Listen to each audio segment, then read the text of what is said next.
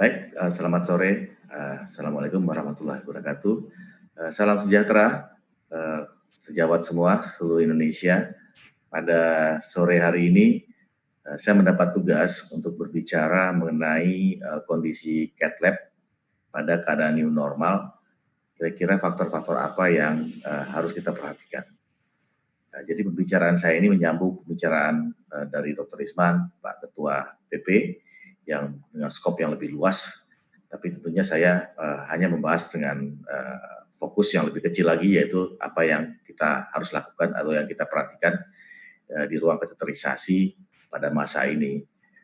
Memang dikatakan adalah the new normal, tapi kita tahu bahwa definisi ini tidaklah jelas apa maksudnya, karena kalau dikatakan kita sudah normal belum juga, karena pandemi masih berlangsung dan kita lihat bahwa jumlah kasus baru juga masih meningkat.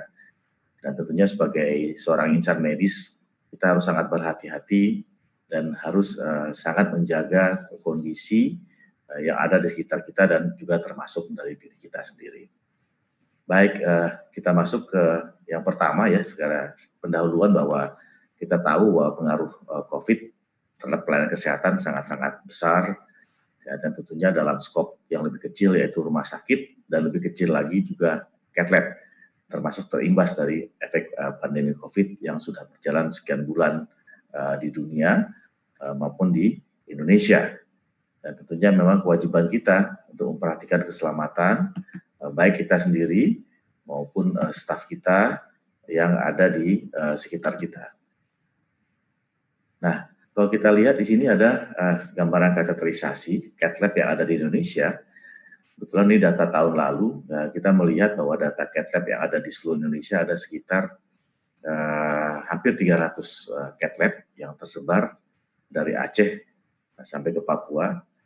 Dan kita akui bahwa konsentrasinya masih berkisar di kota-kota besar, dan yang terbesar tentunya adalah masih di daerah Jabodetabek, diikuti oleh Surabaya dan Medan.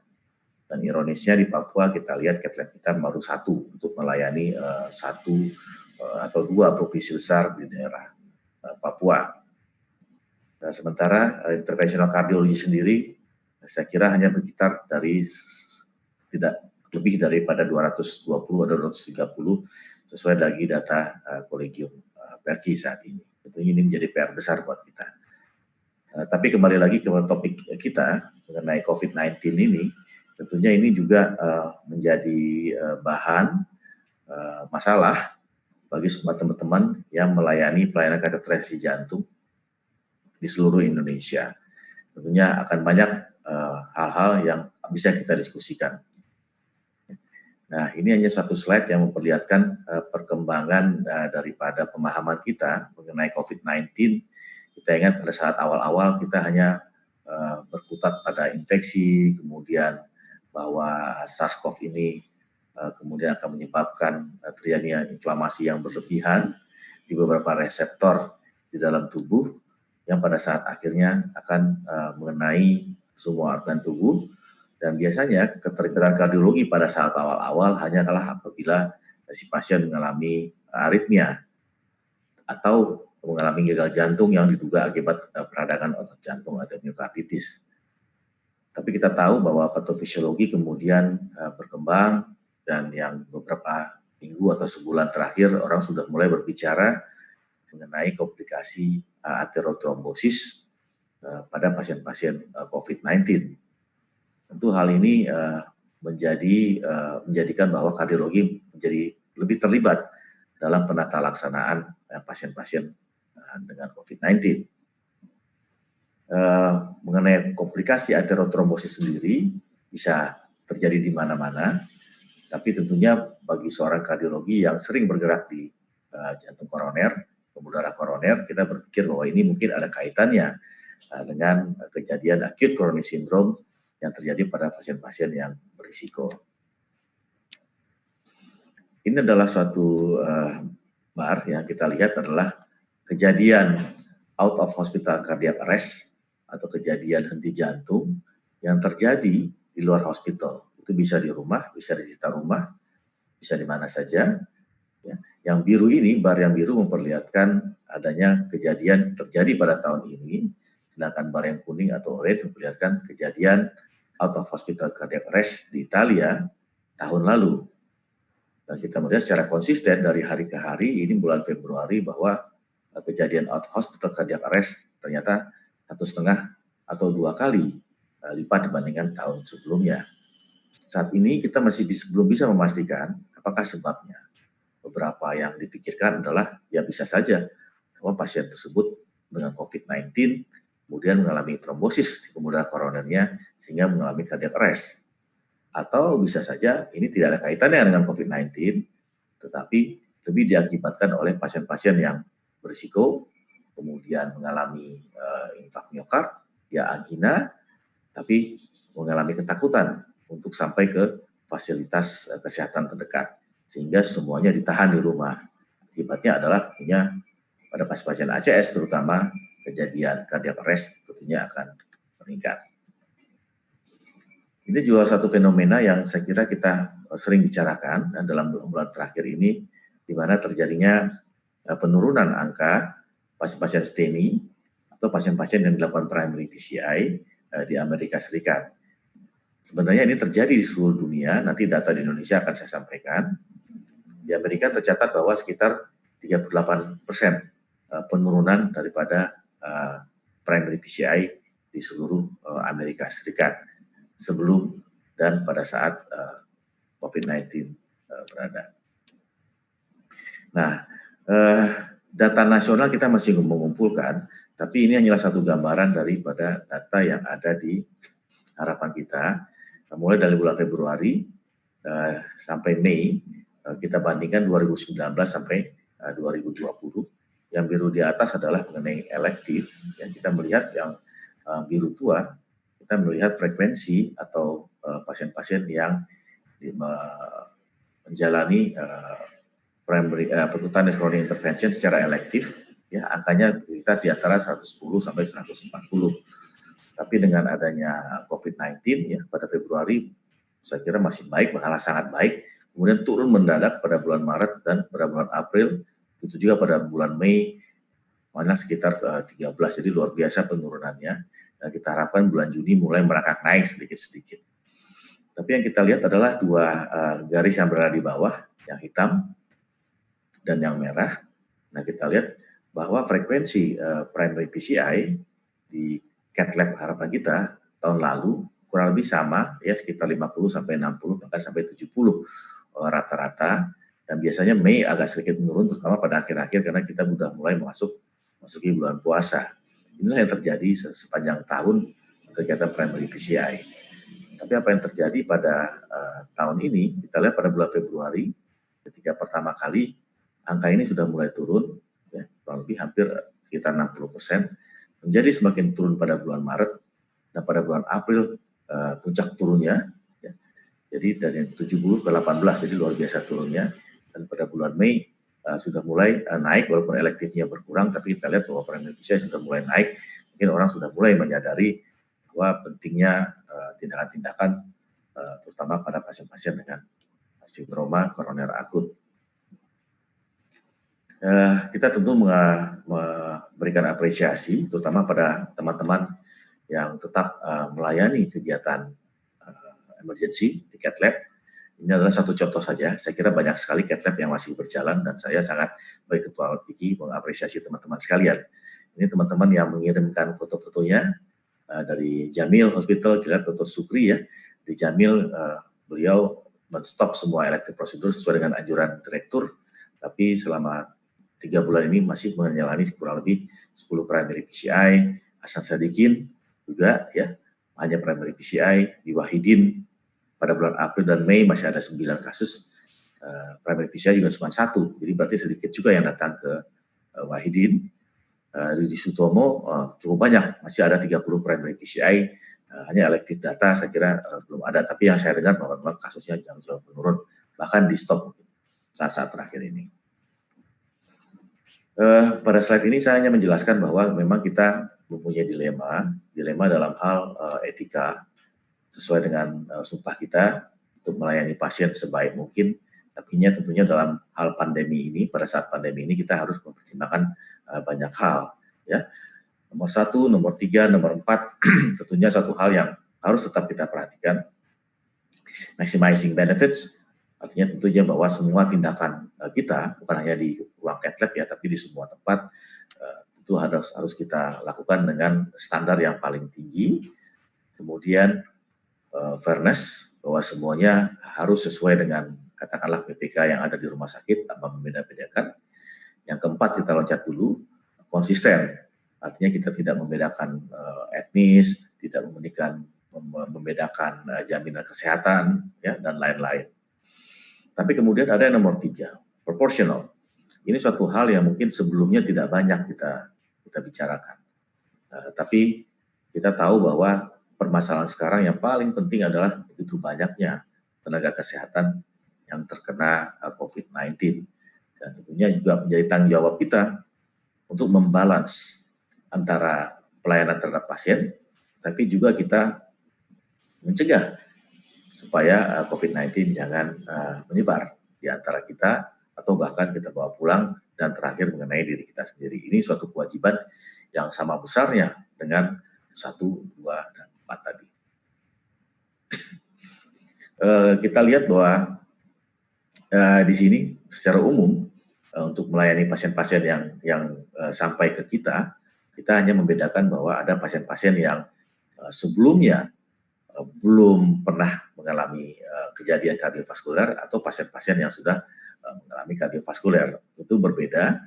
Pada pasien-pasien yang di kiri atas tentunya kita lebih banyak ke general prevention, mungkin dengan cuci tangan, distancing dan lain-lain. Tapi ekstrim yang sudah kanan bawah, kita lihat pada pasien-pasien yang sudah terbukti COVID-19 dan dia sudah mengalami prior CVD, kita tentu lebih aware, karena kita akan mengharapkan begitu banyak CV sequelae, kemudian prognosis yang tentunya lebih tidak baik, ya, kemudian obat-obatan yang begitu banyaknya dan saling berinteraksi satu sama lain. Tapi kita lihat di yang tengah-tengah ini adalah satu hal yang pertama kali kita pikirkan atau kita perhatikan. Apakah kita memang sudah siap, mulai daripada APD yang baik. Yang baik artinya tentu sesuai dengan PPK dan sesuai dengan tempat kita bekerja. Kemudian kita juga harus melihat apakah memang banyak pengelompokan atau tidak. Jadi kita saat ini memang menghindari pekerjaan yang banyak orang dalam satu ruangan. Dan jangan lupa kita juga harus melakukan self-assessment terhadap exposure. Misalnya apakah pasien yang kita kerjakan ada kecurigaan atau tidak dengan COVID-19 atau tidak. Karena kebanyakan orang kita tahu OTG ya, orang tanpa gejala. Jadi kita harus wanti-wanti dan harus bekerja sama dengan kuat pada tim COVID yang ada di rumah sakit sejawat masing-masing. Nah, bagaimana di cath lab ya, kita lihat di sini bahwa pengelompokan pertimbangan-pertimbangan itu cath lab itu disamakan dengan teman-teman yang bekerja di EP maupun di ruang operating theater, dokter bedah. Ya. Jadi intinya adalah hati-hati ya, minimal sekali staffing terutama pada saat urgent atau emergent case. Nanti kita bahas, karena pada saat inilah pasiennya agak sulit kita lakukan screening karena kita bekerja dengan waktu. Ya. Kemudian sedapat mungkin kita bekerja sama dengan kepala instalasi untuk melakukan atau memilah-milah pasien-pasien, terutama pasien-pasien elektif yang mungkin tidak perlu atau belum perlu kita kerjakan dengan cepat. Nah, nomor 3 ini yang paling berat sebenarnya, ya, dikatakan bahwa kita sebenarnya harus menyediakan satu cath lab atau satu OK kalau dia dokter bedah yang mempunyai negative pressure. Dan ini mungkin tidak mudah, karena yang saya tahu bahwa negative pressure hanya disyaratkan pada cath lab yang hybrid. Dengan cath lab yang normal saja tidak disyaratkan negative pressure. Dan kebetulan kita berkomunikasi juga dengan teman-teman di ASEAN, bahkan di Asia, bahkan di Amerika, ternyata sangat-sangat sedikit cath lab yang dilengkapi dengan tekanan negatif. Ya. Dan ini adalah yang terakhir adalah consider fibrinolysis pada pasien-pasien yang STEMI. Ya. Nah, ini yang kita lihat bahwa secara garis besar kita harus mengelompokkan pasien-pasien selama pandemi ini, terutama pasien-pasien yang menjalani tindakan intervensi koroner perkutan. Kita bisa menggolongkan, artinya pada pasien-pasien yang pertama adalah yang emergent, yang artinya mau tidak mau kita tidak bisa menunda. Misalnya pada pasien STEMI atau pasien non-STEMI ACS yang very high risk atau high risk, cardiogenic shock tentunya, atau pasien-pasien dengan membutuhkan mechanical circulatory support, ya, ini pada cardiogenic shock terutama. Ada juga pasien-pasien yang kita anggap urgent, bisa kita lakukan tidak saat itu, tapi juga jangan terlalu berlama-lama. Misalnya pada pasien-pasien non-STEMI ACS yang intermediate risk, unstable angina, left main, dan lain-lain yang bisa kita lihat pada slide saya ini. Ada juga pasien-pasien yang mungkin prioritasnya lebih rendah, artinya kita bisa tunda, tapi jangan lebih dari 3 bulan. Misalnya pasien-pasien dengan stable CAD, tapi dia mempunyai NIHA kelas 3 ya. Jadi ini kita coba tahan dengan obat-obatan saja, tapi kita akan mencoba menjadwalkan dalam 3 bulan. Ya. Udah state PCI, ya, non-AIRA, pada pasien-pasien yang STEMI, artinya pasien-pasien yang koroner pada non-culprit lesion, ya, pasien proximal LAD PCI karena dianggap ini berisiko, dan pasien dengan LVAD. Ya. Bagaimana dengan pasien-pasien yang sangat stabil seperti pasien CTO atau pasien dengan angina stabil tapi kelas 2, ini kita dianggap bisa mempospon lebih dari 3 bulan. Jadi kita tidak usah terlalu terburu-buru pada pasien yang demikian. Nah, kalau memang kita dianggap new normal, artinya kalau memang sudah, terutama dari pihak manajemen sudah meminta supaya kita pelan-pelan, biasanya sih pelan-pelan untuk menaikkan case, kita harus tahu bahwa kalaupun kita menambah case, kita harus menambah jumlah dengan protokol yang ketat. Apa itu protokol yang ketat? Itu protokol yang harus disepakati oleh kita sebagai operator, sebagai komite medik mungkin, dan juga sebagai dengan petugas PPI yang ada di rumah sakit sejawat sekalian. Ya. Dan juga sama, ya, kalaupun dengan elektif akan kita coba mulai, ya, mulailah dengan protokol yang sangat-sangat ketat, terutama dalam APD kita yang pertama, dan juga dalam hal bagaimana men-screening pasien itu supaya juga kita aman dalam mengerjakan pasien tersebut. Ya. Seperti yang tadi, yang berikutnya adalah mengelompokkan tindakan elective dan emergency, dan juga ini mengurangi jumlah, ya, berulang-ulang mengurangi jumlah orang yang ada di ruang tindakan. Ini mungkin terutama pada rumah sakit pendidikan atau teaching hospital, di mana pada cath lab biasanya kita punya operator, punya co-operator, punya fellow, punya PPDS, punya mahasiswa, punya teknisi, dan punya orang yang sedang belajar, perawat, baik perawat maupun teknisi. Ini suatu hal yang harus kita waspadai, dan bagaimanapun pada saat ini kita harus mengurangi jumlah atau sesedikit mungkin tanpa mengurangi patient safety yang ada di cath lab sejawat masing-masing. Ya. Nah, ini adalah APD. Jangan lupa harus sepakati bagaimana APD. Tentunya kita menghendaki APD yang paling level tinggi, terutama pada pasien-pasien yang emergency atau pasien-pasien yang katakanlah PDP atau pasien-pasien yang sudah terbukti dengan COVID-19.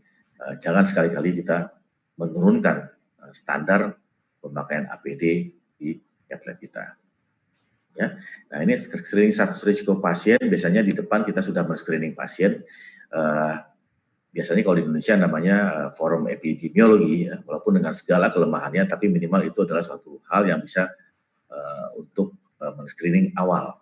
Apakah suatu pasien kita bisa mencurigai atau tidak ke arah COVID-19.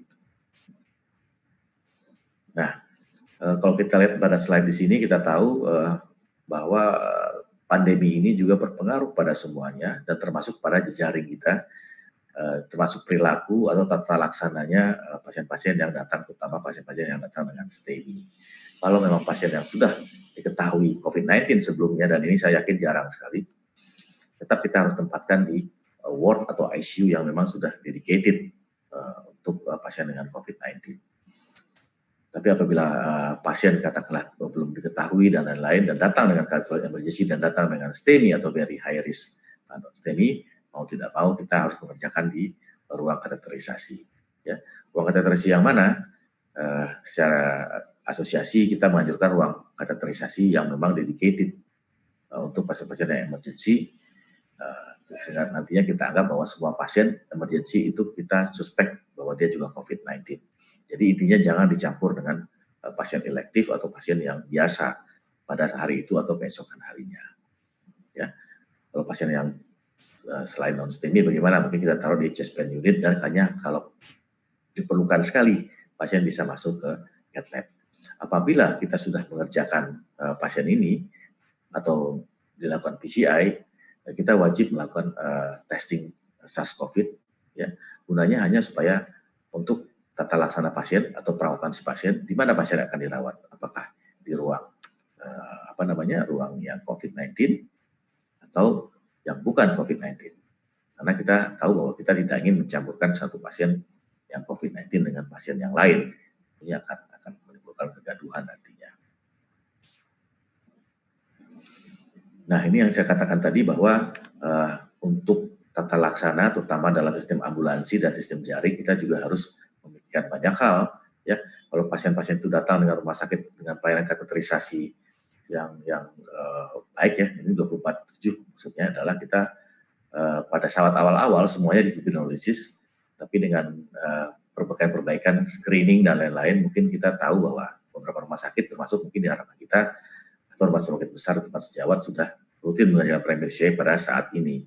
Tapi memang kita harus melakukan screening awal sebelumnya untuk meyakinkannya. Pada tempat-tempat yang tanpa pelayanan laboratorium kateterisasi, nah ini kita dipikirkan untuk merujuk ke tempat yang punya isolated cath lab tersebut, ya, dengan catatan bahwa mungkin ada tambahan waktu sekitar 60 menit, ya, untuk melakukan screening atau melakukan segala hal yang mungkin bersifat keterlambatan sedikit. Ya. Kalau ini tidak bisa, maka mau tidak mau pasiennya akan dilakukan fibrinolysis. Ya. Dan ini yang kedua, kita lihat setiap pasien STEMI sebaiknya ditata dengan dugaan positif COVID-19. Ini kewaspadaan terutama untuk keselamatan kita dan perawat kita. Ya. Bagaimana dengan non-STEMI, ya, yang merah ini adalah risiko sangat tinggi. Kita tahu risiko sangat tinggi, mau tidak mau kita harus mengikuti protokol seperti STEMI. Sedangkan yang risiko tinggi, ya, kita masih punya waktu untuk melakukan tes SARS-CoV di sini, dan kita masih dalam 24 jam kita masih bisa melakukan tindakan. Bagaimana dengan risiko menengah? Risiko menengah dalam kebiasaan kita kan kita bisa melakukan dalam 72 jam, ya. Tapi dalam kasus seperti ini, ya, kita mungkin tidaklah begitu agresif, ya. Kita stabilkan dulu, tetap kita melakukan tes SARS-CoV, ya, dan kita akan screening lagi, melakukan stratifikasi dengan tes non-invasif. Kalau risiko rendah, tentunya kita tidak urge pada si pasien untuk dilakukan tindakan agresif. Ya. Pergi sendiri, ya, Dr. Risman dan kebetulan saya juga diajak bersama-sama kita menyusun buku pada bulan Maret mengenai protokol tata laksana COVID-19, bukannya kardiologi tapi juga teman-teman di bidang ilmu lain, paru, penyakit dalam, anestesi dan anak. Tapi ini kita buat bulan Maret, ya, tentunya sudah sangat berbeda situasinya bulan Maret dengan bulan sekarang, di mana kita sedikit sudah memahami dan APD kita juga lebih baik sedikit, dan tentunya ini saya kira perlu direvisi, ya, Pak Isman nantinya. Nah, ini adalah satu contoh revisi yang kita lakukan di Rumah Sakit Jantung Harapan kita. Tentunya ini tidaklah harus dicontoh di semua tempat karena tentunya fasilitas dan karakteristik yang sangat-sangat berbeda, ya, dan juga tata laksana screening pasien yang juga akan berbeda. Mungkin di tempat sejawat dalam hal screening pasien malah mungkin lebih baik dari kami. Ya. Nah, semua kasus sebenarnya kita harus mengisi formulir epidemiologi karena ini adalah persyaratan dari Kementerian Kesehatan, di mana pasien akan dibagi jadi OTG, non, ODP, PDP, dan COVID-19. Di Harkit pasien elektif kita masih termasuk konservatif, di mana pasien ODP, PDP, dan COVID-19 kita akan tunda. Kita akan berkoordinasi dengan tim COVID, kemudian pasien akan dirujuk ke fasilitas atau rumah sakit rujukan. Apabila pasien elektif dikategorikan sebagai OTG atau bahkan non, tetap saja kebetulan kami mempunyai PCR kit sendiri baru, maksudnya baru berjalan walaupun kitnya udah lama, ya, dan sehingga pasien bisa yang akan menjalani kateterisasi secara elektif maupun pasien bedah, kita bisa melakukan PCR pada semua pasien sehingga kita bisa dengan tenang melakukan tindakan. Tapi sekali lagi yang saya katakan adalah pada kasus STEMI ini menjadi sulit, ya, jadi sulit. Di mana seperti biasa, ya, kita melakukan penyelidikan epidemiologi di garis depan. Nanti kita akan membagi biasanya Kalau di healthcare kita kalau memang terbukti COVID positif atau memang riwayat COVID positif sebelumnya, kita tidak mendorong si pasien untuk dilakukan tindakan. Pasien cenderung kita lakukan fibrinolytik, hanya kita dorong ke ruang kateterisasi apabila gagal, tentunya dengan mempertimbangkan risk dan benefitnya. Dan kemudian pasien akan dirawat di ruang isolasi.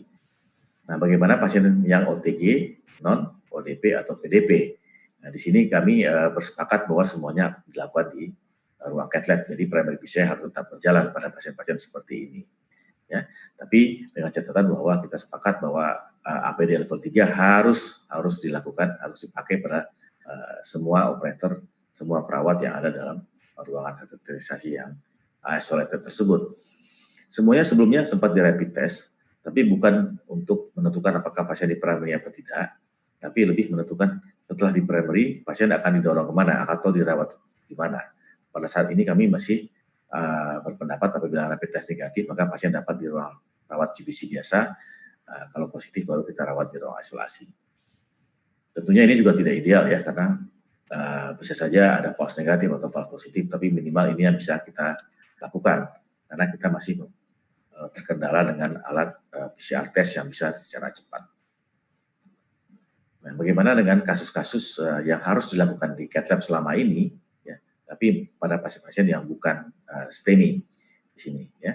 Di sini tetap ada penyelidikan epidemiologi forum yang harus kita isi. Nah, tapi sebelumnya menjadi catatan adalah pasien-pasien yang katakanlah memerlukan TPM atau pasien-pasien yang memerlukan evakuasi dari tamponetnya, kita akan bertanya dulu, terutama pada dokter yang berada di emergency, apakah tindakan ini bisa tidak kita lakukan di ruang emergency saja. Contohnya adalah pasien-pasien tamponnya ada mungkin dengan bantuan echo kita bisa mengerjakan di bawah. Tapi kalau memang dikatakan bahwa tidak sanggup atau memang harus di ruang kateterisasi, mau tidak mau pasien akan didorong kurang lebih sama seperti yang STEMI tadi, bahwa pasien tetap di rapid dan kita tetap melakukan tindakan-tindakan di ruang kateterisasi dan kita akan mengelompokkan perawatan sesuai dengan hasil rapid test yang ada pada pasien tersebut. Ya, pada skenario ini malah pasien COVID tetap kita lakukan tindakan di cath lab karena bagaimanapun kita tidak punya alternatif. Kalau STEMI kita bisa fibrinolysis kan, tapi pada pasien-pasien yang TPM atau tamponade itu kita tidak punya alternatif yang lain. Nah, ini beberapa slide saya hanya mengingatkan mengenai masalah desinfeksi. Ini terutama pada cath lab yang isolated ya, atau mungkin cath lab yang biasa kalau teman-teman tidak mempunyai lebih dari satu cath lab. Tolong hal-hal ini sangat diperhatikan. Biasanya kita tidak begitu banyak memfokus pada hal ini karena kita menyerahkan kepada perawat, pada petugas kebersihan, pada PPI, ya. Tapi setidak-tidaknya mulai sekarang kita harus tahu lah, kita harus juga memantau karena kalau ada apa-apa kan itu yang menjadi korban adalah kita sendiri. Ya, kebetulan saya dapat slide ini dari Philip karena memang kebetulan saja bahwa Philip mempunyai slide seperti ini ya. Tapi cleaning prosesnya kurang lebih secara garis besar itu sama saja, mulai dari atas sampai ke bawah, itu saja. Dari atas, mulai dari ceiling, kalau Anda memang pakai ceiling, suspension, ya, dan railsnya, kemudian turun ke bawah, ke monitor, kemudian turun lagi ke arm stand, ke detector dan tube housingnya, kemudian ke meja, ya, dan ke rails, ya, yang didorong-dorong tersebut, dan table base, dan terakhir pada foot switch. Jadi itu urutan. Jadi jangan terbalik dari bawah ke atas. Kita harus mengingatkan yang membersihkan ini bahwa harus dari atas ke bawah. Ya, sebenarnya dari atas ke bawah ini bukan hal yang baru sebenarnya. Hal yang sebenarnya harus dilakukan ya. Tapi kita kadang-kadang mungkin suka terlupa. Dan hal yang berbeda ya sebelum COVID dan sekarang pada saat COVID adalah petugas pembersihannya jangan lupa tentu diberikan APD level 3. Itu harus diberikan APD level 3, jangan sampai dia bekerja dengan APD yang kurang dari level 3, nanti malah dia yang kena dan kita juga yang menjadi repot nantinya, dan kasihan ya. Nah, 2 slide terakhir saya ingin menyoroti lebih kepada mungkin hal-hal yang juga tidak terperhatikan dari kita sebagai seorang kardiologi, tapi ini menjadi isu yang ternyata cukup penting, di mana kecemasan, kemudian ketidakpercayaan diri, dan terakhir malah menimbulkan gangguan-gangguan jiwa. terjadi, bukan hanya kepada pasien, tapi juga kepada semuanya. Dan ini disoroti juga mengenai tenaga medis, ya, tenaga paramedis, dan semua yang bergerak di rumah sakit ditakutkan juga mengalami hal yang sama, bahkan mungkin lebih, karena kita bergerak sehari-hari dengan risiko terjadinya penularan. Beberapa laporan sudah menyebutkan bahwa terjadi gangguan atau mental breakdown pada petugas-petugas medis maupun paramedis yang bekerja di daerah yang melayani COVID-19. Jadi kita harus memperhatikan diri kita sendiri dan juga teman-teman di sekitar kita. Kalau ada perubahan perilaku dan lain-lain, kita harus cepat tanggap. Mungkin kita tidak ahli dalam hal ini, tapi kita bisa berkonsultasi. Ya, ini adalah konsultasi centers yang ada di Indonesia yang ditawarkan. Yang pertama adalah teman-teman dari psikolog, ya, mempunyai psychological services for mental health, ya, itu namanya Sejiwa. Bisa dikontak, itu National COVID Hotline Number 119, nanti kita minta untuk disambungkan ke ini Sejiwa ini. Kemudian teman-teman psikiatri juga membuat hotline, tapi lebih kepada website, selama yang saya tahu bahwa dia membuat website, tapi bisa dikontak kalau saya tidak salah untuk mengeluhkan kalau ada masalah-masalah kejiwaan. Ya, sebagai kesimpulan, kita tahu bahwa pandemi ini menyebabkan perubahan-perubahan, menyebabkan gangguan-gangguan di semua lini. Tentunya kateterisasi jantung juga termasuk dalam hal ini. Ya. Dan tentunya kita harus hati-hati, terutama dalam semua hal-hal yang kita harus lakukan untuk mengurangi risiko penularan terhadap pasien dan karyawan rumah sakit. Screening pasien harus dilakukan, ya, mulai dari sederhana forum epidemiologi tadi sampai yang paling canggih, ya, PCR, dan mungkin PCR yang cepat, ya, 4-5 menit juga sudah ada sekarang. Tentunya disesuaikan dengan kemampuan rumah sakit yang ada, tapi tetap kita harus berbuat sesuai yang keamanan yang paling tinggi, terutama untuk melindungi kita sendiri. Ya, pelakuan terhadap pasien emergency tetap sesuai protokol, tapi tetap kita memperlakukan protokol yang sangat-sangat ketat. Ya. Kita tahu bahwa ada beberapa keterlambatan yang mungkin terjadi, terutama pada pasien-pasien yang emergency, tapi pada situasi yang seperti ini kita harus menerima, pasien harus menerima, dan keluarga pasien harus menerima. Kemudian kita berdoa semoga masalah ini tidak berlama-lama dan kita dapat bekerja seperti sedia kala. Saya kira ini slide saya yang terakhir. Terima kasih. Sehat semua. Assalamualaikum warahmatullahi wabarakatuh.